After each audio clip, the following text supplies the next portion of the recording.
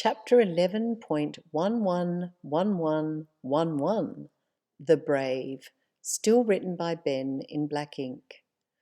Migal put Duster onto the ground and knelt down to hug him.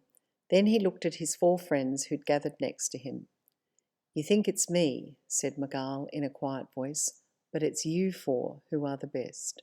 You're full of courage, you're wild and you're brilliant. Never stop." Duster, Milo, Teep and Mouse beamed at Migal, their eyes full of tears. "Thank you," they each murmured as Migal stood up, turning back to the crowd. "Here are your champions," he said, using the conch shell and gesturing to his friends. "They are among the bravest people I've ever met, and I'll never stop being their patron."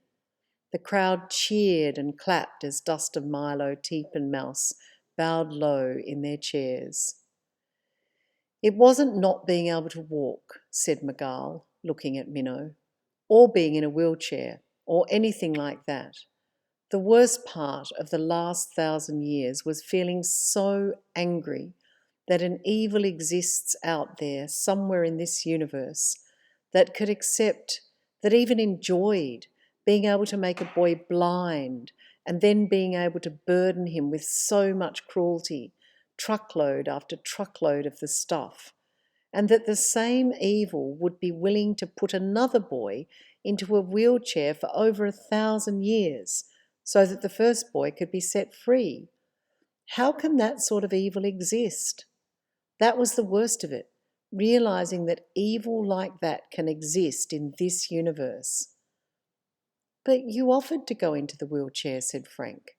"You did it for Blizzard." Migal nodded.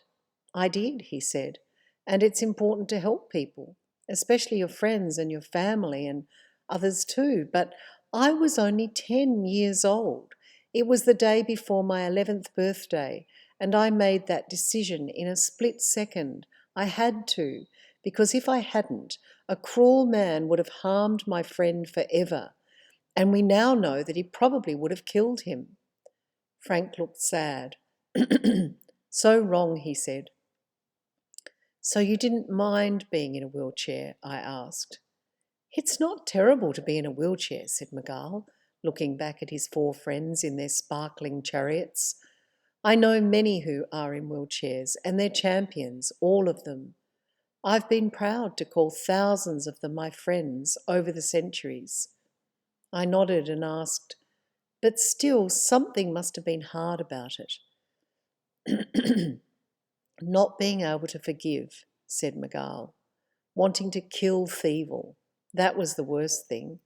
And when I joined the Time Wizards, I was so tempted to go back through time with my power and knife him." Migal looked fierce.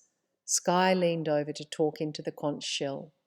"I wanted to kill Filthy too," she said, "after he ripped out my wings, before we came to Marescimar. I wanted to see him rot." Skye looked sad. "That made me feel like I was the evil one," she added. "It made me feel as if my heart was disgusting for wanting something so bad. I hated being like that, but I couldn't stop loathing him." Migal held Skye's hand. "It's terrible," he said, "like a double punishment. Your own heart gets messed up, and yet you did nothing wrong to start with. You were the one harmed." Skye nodded. I moved over to sit next to her because I could see that she was going to cry. "It was the same for me," said Migal. "I felt as if my heart was being eaten up by fury and hatred." "How did you solve it?" asked Minnow. "There's an old saying," said Migal. "It's from the ancient ones and it's full of power. It goes like this: the universe bless you and keep you and make the faces of the ancient ones to shine upon you." "I know that one," said Frank. "My mum used to say it. But how did it help?" Frank frowned at Migal. "The universe showed me another way to use it," said Migal. We all waited, wondering how Migal could get over the anger of not having the use of his legs for so long. "I began to wonder," said Migal, "what if I could say this to Thievel? The universe bless you and keep you far away from me. Migal looked fierce and bold. Looking at his friend, Blizzard burst into laughter. And then Migal did, and after that, everyone at the party started laughing. I love it, said Frank. Migal slapped him on the back and then lifted him up high into the air. I love it too, he shouted. When we stopped laughing, Minnow asked, why should Thievul be blessed at all, though? He's been so mean. Migal smiled at her and said, blessing anyone is not for their benefit. That's the strange thing. The blessing needs to be real, but it's actually for the sake of your own heart. When any one of us chooses to bless someone, we have far less risk of our own heart being corrupted and broken through hatred. Minnow nodded. So you wish him well to stop your own heart from being destroyed? She asked. I do, said Migal, but not at first. At first I was hurt and angry and furious for many years. Minnow nodded. You had every right to be. I did, said Migal, and I don't want nasty people like Thievul anywhere near me or anywhere near anyone. They make me want to vomit. I ask for the Ancient Ones to take care of someone like Thievul so that my own heart is safe and not harmed. Minnow smiled. I think I see, she said. You do see, said Migal. I know you do. You saw how black and rotten a heart Isla Thieve had. Minnow shook her head. It was terrible, she said. Migal pulled a face. So we ask for them to be blessed, he continued. But it's up to the Ancient Ones what they do with anyone. It's not my call, and I always think of evil people as being kept far away from me, very far away, because who wants people like that nearby? Sky laughed. No one, she shouted. I love it, said Minnow. That way you don't have harm coming anywhere near your own heart. She looked pleased. Migal laughed. That's the genius of it, he said.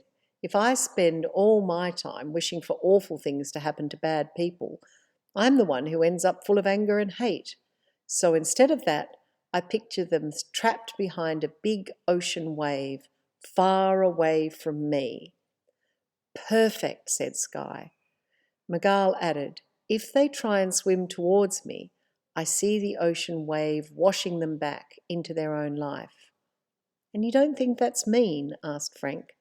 Not at all, said Migal. I'm wishing them good things. They can have all the good in the world.